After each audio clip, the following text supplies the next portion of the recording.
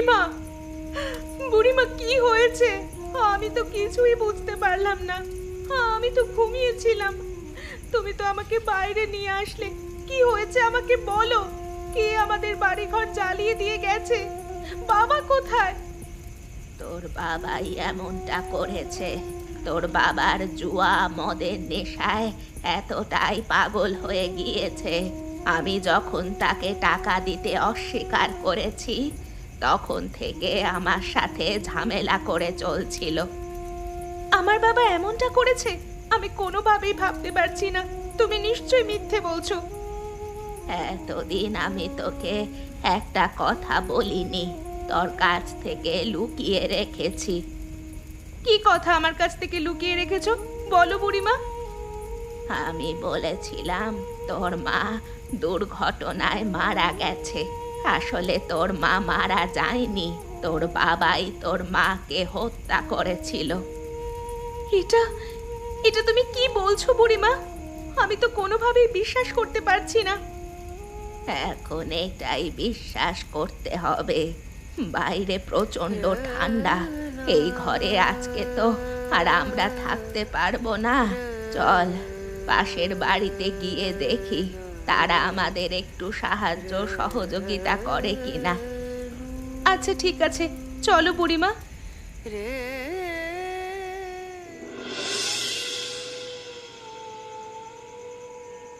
রোহিত, রোহিত, বাড়িতে আছিস নাকি? একটু বেরিয়ে আয় না। মাধবী, মাধবী, বাড়িতে আছিস? একটু দরজাটা খোল না। কাকা, কাকিমা, বাড়িতে আছো নাকি? একটু দরজাটা খোলো, আমরা বড় বিপদে পড়েছি, আমাদের একটু সাহায্য করো। কি হয়েছে? এত রাতে তোমরা এখানে এসে আমাদের বিরক্ত করছো কেন? তোমাদের জন্য তো শান্তিতে ঘুমাতেও পাচ্ছি না। কিছুদিন পর পরই এটা কি অভ্যেস তোমাদের? অন্য সময় তো অন্য কাজে আসি কিংবা কোনো সাহায্যের জন্য আসি, আজকে আমরা বড় বিপদে পড়েছি, আমাদের আজকে একটু সাহায্য কর না। আমরা কি প্রতিদিন তোমাদের সাহায্য করার জন্য বসে থাকি নাকি? কি হয়েছে বলো। আজকে তোদের বাড়িতে আমাদের একটু থাকতে দে। শিখার বাবা আগুনে সমস্ত ঘর পুড়িয়ে দিয়েছে নেশার টাকা দিইনি বলে। আমরা শীতে খুবই কষ্ট করছি, আমার শরীরটা তেমন ভালো নেই, একটু আশ্রয় দে না। আমরা কোনো আশ্রয় দিতে পারবো না। প্রতিদিন এসেছো এখানে আশ্রয় নেওয়ার জন্য, অন্য কোথাও যাও। আমাদের একটু আশ্রয় দাও, আমরা খুবই কষ্ট করছি শীতের মধ্যে।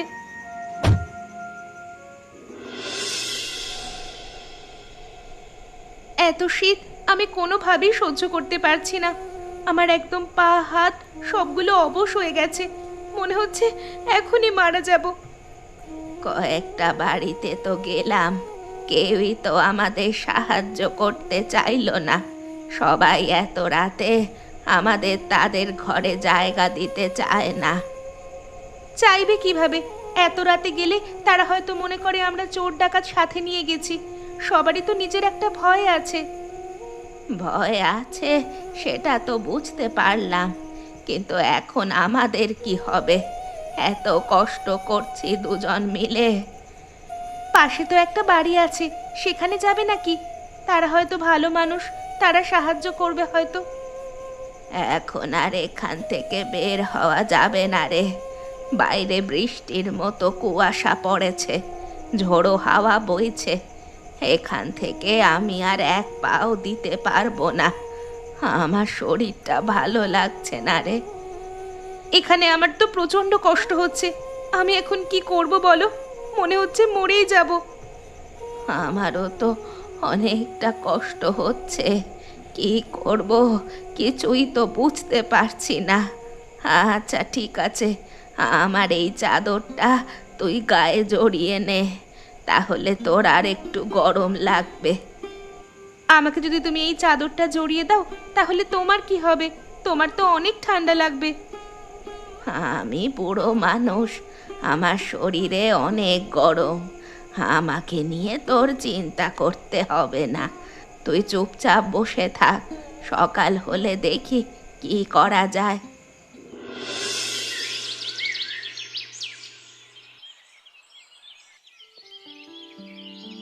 কি হয়েছে বুড়ি? তোমরা দেখছি আমার দোকানের সামনে শুয়ে আছো। আজকে রাতে কি তোমরা এখানেই ঘুমিয়েছিলে নাকি? তোমাদের তো বাড়ি ঘর আছে, সেখানে না ঘুমিয়ে এখানে কি গো? হ্যাঁ, এই বুড়িমা কথা শুনছো? এই ওটো। হায় হায় রে, দেখছি কোনো কথাই শুনছে না। এই শিখা, এই ওট ওট ওট। কিরে, এতক্ষণ ধরে ডাকছি, তুই আর তোর বুড়িমা শুনতে পাচ্ছিস না? তোরা এখানে কি করছিস? সারা রাত এখানে ছিলিস নাকি? নাকি আবার আমার দোকান থেকে চুরি করেছিস? আরে না না কানাই কাকা, বাবা বুড়িমার থেকে নেশার জন্য টাকা চাচ্ছিল, বুড়িমা দেয়নি। বাড়িঘর সমস্ত জ্বালিয়ে পুড়িয়ে চলে গেছেন। বুড়িমা আর আমি কোনো মতে বেঁচেছি। অনেকের বাড়িতে আশ্রয় চেয়েছিলাম রাতে, কেউ দেয়নি। পরে এখানে এসে ঘুমিয়েছি। আমার বাড়িতে গেলেও তো পারতিস। আরে এখন ওঠ, এখান থেকে যা। কি? আমার বুড়িমার হাত পা শক্ত হয়ে আছে কেন? আমার বুড়িমার কি হয়েছে? এ কি, এই বুড়িমা তো মারা গেছে। এই প্রচন্ড শীতে হয়তো বুড়িমা মারা গেল। হায় হায় রে। এখন আমার কি হবে? বুড়িমা যে মারা গেছে, আমার যে আর কেউ রইল না।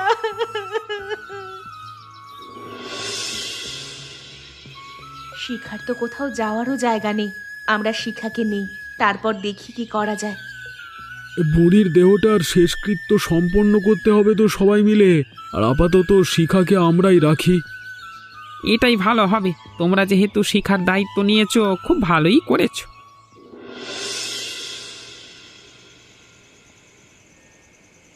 কি গো, তোমাকে তো বললাম শিখাকে যেভাবে পারো একটু শান্ত করো। মেয়েটা এখনো বসে বসে কাঁদছে, ভালোই লাগছে না। শিখা তো এখন আর ছোট নয়, অনেকটা বড় হয়েছে। সবকিছু বোঝার ব্যবস্থা ওর আছে। আমি অনেক বুঝিয়েছি, না বুঝলে কি করব বলো? মদন কাকা, কাকিমাকে তুমি কিছু বলো না। তিনি আমাকে যেভাবে খেয়াল রাখছেন, কেউ হয়তো নিজের মেয়েকেও এভাবে খেয়াল রাখতো না। আমি কি করব নিজেই বুঝতে পারছি না। কোনোভাবেই আমার কান্না নিজে থামাতে পারছি না। আমার বুড়িমা চলে গেল, আমার বাবা চলে গেল, আমার মা চলে গেল। কেউ নেই এই পৃথিবীতে আমার আর। তুই এটা কেমন কথা বলছিস মা? কেউ নেই কি বলছিস? আমরা তো আছি। আমরা তোকে দেখে রাখবো। তুই সব সময় আমাদের কাছেই থাকবি, আমাদের মেয়ে হয়ে। আমি ওদেরকে কখনোই মাফ করব না। ওদের জন্যই আমার বুড়িমা মারা পড়েছে। কাদের কথা বলছিস শিখা? রাতে আমরা রোহিতদের বাড়িতে গিয়েছিলাম একটু থাকার জন্য, কিন্তু তারা আমাদের তাড়িয়ে দিয়েছে। বুড়িমা অসুস্থ হয়ে পড়ে, সেজন্য দোকানের ওই জায়গাটায় ছিলাম। শীতে কষ্ট পেয়ে আমার বুড়িমা মারা গেল। মানুষ এত খারাপ কিভাবে হয় সেটাই তো বুঝতে পারলাম না। ছি ছি ছি ছি ছি। তোকে আমি এত করে বলছি, কেন এখানে আসলি? আমাকে এখানে টেনে নিয়ে আসলি, কিছুই তো বুঝতে পারলাম না কেন। বললি এখানে এসে বলবি, এখন বল কেন টেনে এনেছিস? এখানে আমার আসতে একা একা ভয় করছিল, সেজন্যই তোমাকে নিয়ে এসেছি। বাড়িটার কি অবস্থা সেটা একটু দেখতে আসলাম। বাড়িতে আমাদের কাজ আছে, সেগুলো করলেও তো হয়। আর এখানে শুধু শুধু এসে কষ্ট পেয়ে লাভ আছে? এখানে এসে অবশ্যই লাভ আছে, সেই জন্যই তো তোমাকে নিয়ে আসলাম। যেভাবে টেনে এনেছিলি বুঝেছি, কিছু তো একটা দেখাবি। এখন তো কিছুই বলছিস না, কি লাভ আছে বল? তুমি বুঝি কিছুই দেখতে পাচ্ছ না? ওই যে আমাদের রান্নাঘরটা অক্ষত আছে, তার চালের ওপর এবং পাশে গাছগুলোর ওপরে চেয়ে দেখো, কতগুলো চাল কুমড়ো ধরেছে। যদি এগুলো তোমার বাড়িতে নিয়ে যাও, অনেক দিন রান্না করে খেতে পারবো সবাই মিলে। তরকারি কেনার টাকা বেঁচে যাবে। এগুলো বুড়িমা আর আমি লাগিয়েছিলাম। সেটা তবে ভালো করেই জানি, বুড়িমা অনেক চাষাবাদ করতে ভালোবাসতো। তোদের এখানে আরো অনেক সবজি আছে। আপাতত তাহলে চাল কুমড়োটাই নিয়ে যাই, পরে সেগুলো নিয়ে যাব। চলো চলো, চাল কুমড়োগুলো সংগ্রহ করি।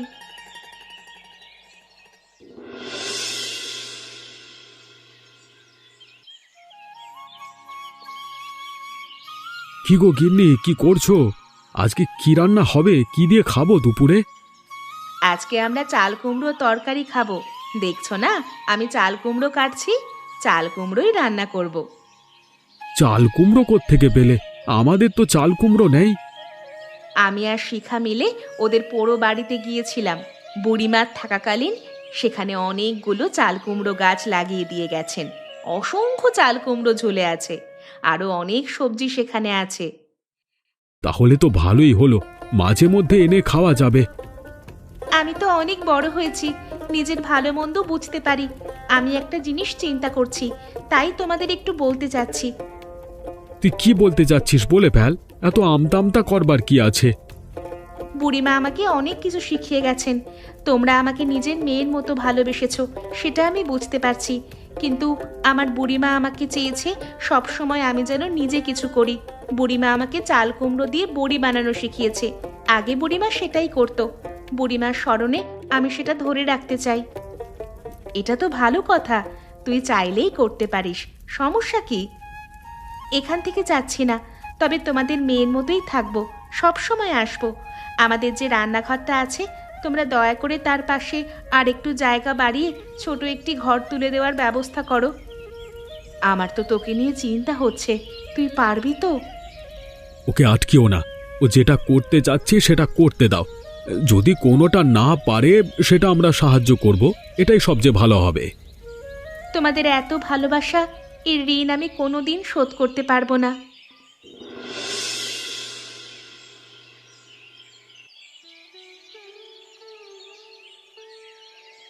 কিরে শিখা, তোর এত উন্নতি দেখে তো ভালোই লাগছে। দেখছি তুই নিজে এখানে একটা দোকান দিয়ে দিয়েছিস। আমার দোকানের চেয়ে তোর দোকানের খরিদ্দার তো বেশি। তোর জন্য এখন তো মনে হচ্ছে বাজারে আমি দোকান টিকিয়ে রাখতে পারবো না, দোকান তো মনে হচ্ছে গোল্লায় যাবে। তুমি আমার সাথে মজা করছো কানাই কাকা, তাই না? তোমার দোকান আর আমার দোকান এক নাকি? তুমি তো মুদির দোকানদার, আর আমি তো এখানে কুমড়োর বড়ি বিক্রি করছি। শীতে সবাই এটা পছন্দ করে। শীত শেষে কে কি করে কে জানে। তুই এটা কিভাবে করছিস সেটাই তো আমি বুঝতে পারছি না, শিখলি কিভাবে?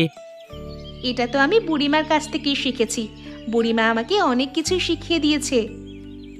বুড়ির হাতের চাল কুমড়োর বড়ি সবচেয়ে মজার ছিল। বড়ির নামটা তুই বাঁচিয়ে রেখেছিস রে। দে দে আমি এই যে চাল কুমড়ো বড়ি দে দেখি, খেয়ে দেখি কেমন হয়েছে তোরগুলো।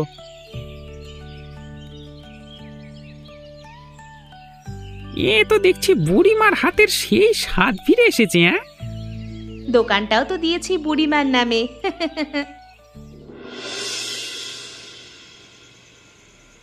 গ্রামে কি হচ্ছে শুনতে পেয়েছো কিছু?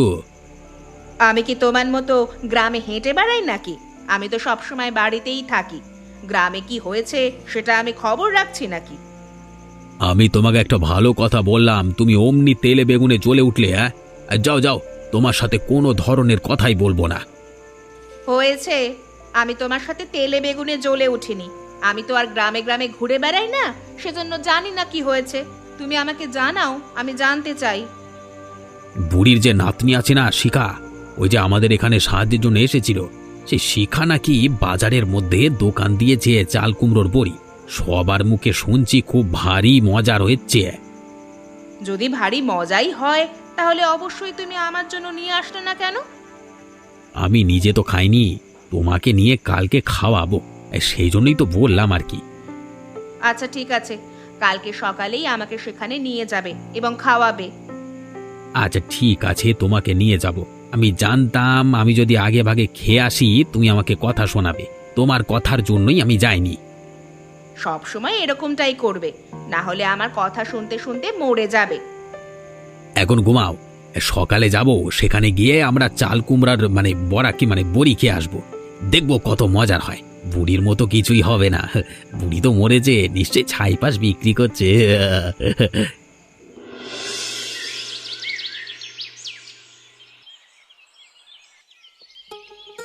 কিরে শিখা, তুই নাকি চাল কুমড়োর বড়ি বিক্রি করছিস তোর বুড়িমার নামে? তা আমরা এসেছি, আমাদের একটু খাওয়া তো, খেয়ে দেখি তোর বুড়িমার মতো স্বাদ এসেছে কিনা। নিশ্চয়ই বুড়িমার নাম বিক্রি করে খাচ্ছিস। তুই যে চাল কুমড়োর বড়ি বানিয়েছিস, নিশ্চয়ই কোনো স্বাদ হয়নি। খাওয়ার আগেই তোমরা বুঝলে কিভাবে? আমার চাল কুমড়ার বড়িতে স্বাদ হয়েছে কিনা। সেই জন্যই তো আমরা এসেছি। সবার মুখে কথা শুনেছি, সবাই তোকে প্রশংসায় ভাসিয়ে দিচ্ছে, তাই আমরাও এসেছি। দে, আমাদের কিছু বড়ি দে, আমরা খেয়ে দেখি কেমন হলো। আমাকে কি কুত্তা কামড়িয়েছে নাকি? তোমাদের মতো কুকুরদের আমি বড়ি খাওয়াবো? আমার দোকান থেকে বেরিয়ে যাও, না হলে কিন্তু কুকুরদের চেয়েও তোমাদের সাথে আমি আচরণ আরো খারাপ করব। কি হয়েছে হঠাৎ করে? তোর বোন এভাবে পাল্টে গেল কেন? কাদেরকে বলছিস তুই এসব? আমাদের বলছিস না নিশ্চয়ই? তোমরা ছাড়া এখানে তো আর কেউ নেই। তোমাদেরকেই বলছি এখান থেকে চলে যাও, চলে যাও বলছি। তোমাদের জন্য আমার বুড়িমা মারা গিয়েছে। তোমাদের মতো কুকুরদের কাছে, জানোয়ারদের কাছে বুড়িমায়ের চাল কুমড়োর বড়ি আমি কোনোভাবেই বিক্রি করব না। এখান থেকে যাও। কাজটা কিন্তু তুই ভালো করলি না শিখা, এর মজা তুই বুঝতে পারবি। চল এখান থেকে।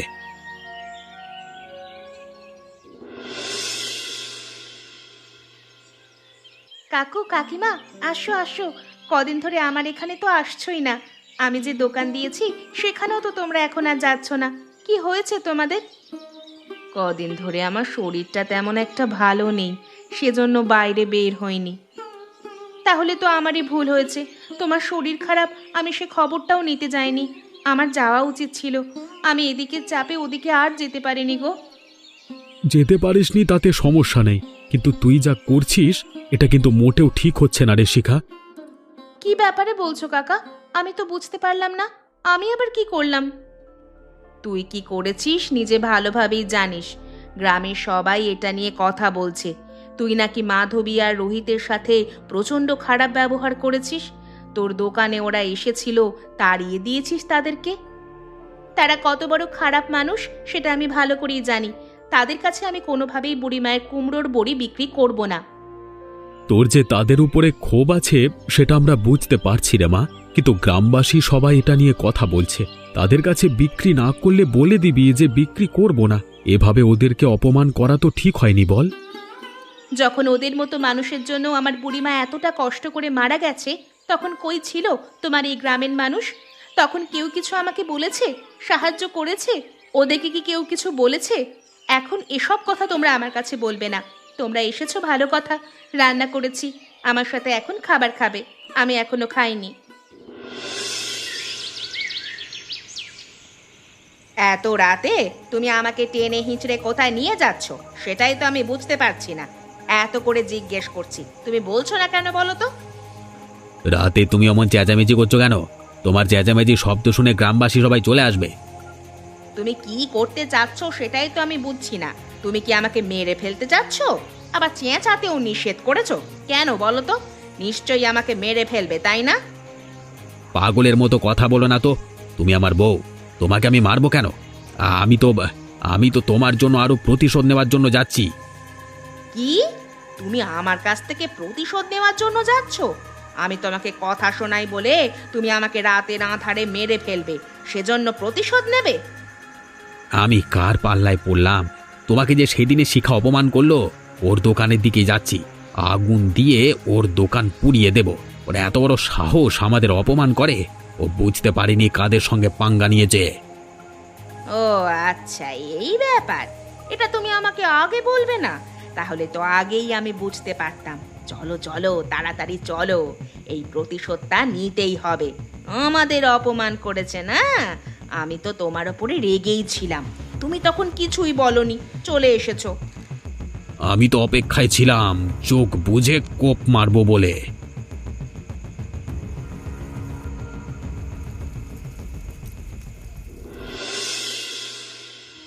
কারা যে আমার এত বড় ক্ষতি করেছে সেটা আমি অবশ্যই বুঝতে পারছি। আমি কিছুই বলবো না, আমি শুধু দেখছি। আমরা তো কেউ নিজের চোখে দেখিনি, আর না দেখে কেউ কাউকে তো সন্দেহ করতে পারি না রে শিখা। তবে তুই কোনো চিন্তা করিস না, আমরা আবার নতুন একটা দোকান খুলে দেবো তোকে। তুই তো আমার মেয়ের মতো, আমার কথা সব সময় শুনিস। আমরা যেটা বলি সেটা শোন মা, কোনো ধরনের পাগলামি করবি না। আমরা সব কিছু তোকে ঠিক করে দেব। যারা এমন কাজ করেছে তারা নোংরা মানুষ। তুই তো নোংরা মানুষ নোস, তুই তো ভালো আমার মা হোস। গতকালকে তুমি আর কাকা আমার বাড়িতে গিয়ে বুঝিয়েছিলে, আমি সবটাই ভুলে গিয়েছিলাম। ভেবেছি এসব বাদ দিয়ে নতুন করে সব কিছু আবার শুরু করব, কিন্তু দেখো ওরা আর আমাকে ভালো হতে দিল না। কারা এত বড় সর্বনাশটা করলো বাচ্চা মেয়েটার? হ্যাঁ এ বাবা! আমি কোনোভাবেই তাকাতে পারছি না। শিখার বুড়িমায়ের স্বপ্ন ছিল, তার স্মৃতি বিজড়িত ছিল এখানে। কারা যে এত বড় খারাপ কাজটা করলো, দুঃখে আমার বুকটা একেবারে ভেঙে যাচ্ছে। তুই কোনো চিন্তা করিস না শিখা, আমরা তোকে টাকা দেব, তা দিয়ে আবার নতুন করে দোকান তুলে নিস। আমাদের সাহায্যে তো বেঁচে থাকিস তুই। তোমরা এখানে এ ধরনের কথা বলতে পারো না। নতুন দোকান আমরাই তুলে দিতে পারবো, তোমাদের সাহায্য লাগবে না। শিখা, চল এখান থেকে, চল।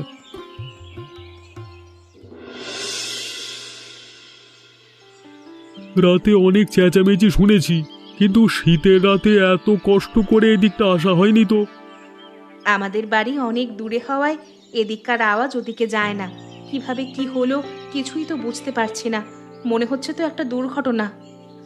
আমার কাছে দেখে তো মনে হচ্ছে এটা কোনো দুর্ঘটনা নয়। আমার কাছেও তাই মনে হয়েছে, তবে আমি এটাকে দুর্ঘটনা হিসেবেই মানতে চাই। তার মানে কি তোমরা বলতে চাচ্ছ? আমরা যেটা বলতে চাচ্ছি সেটা তুমি ভালোভাবে বুঝেছ। তুমি যেটা বলতে চাচ্ছিলে সেটাই আমরা বুঝেছি। এসব নিয়ে আর কোনো ধরনের কথা বাড়ানো উচিত হবে না। যেমনটা আছে তেমনটাই হবে।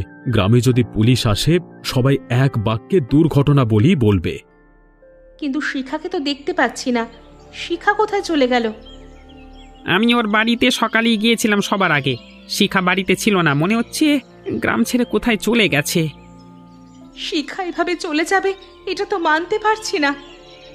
শিখা আর এখন সাধারণ শিখা নয়। যেখানেই গেছে সেখানে ভালো থাকবে, সেটা আমরা বুঝতে পেরেছি। কয়লার মতো যে লাশগুলো পড়ে আছে, চলো চলো চলো, এগুলো সৎকারের ব্যবস্থা করি। এমন মজার মজার গল্প দেখতে চাইলে আমাদের চ্যানেলটি সাবস্ক্রাইব করতে ভুলবেন না।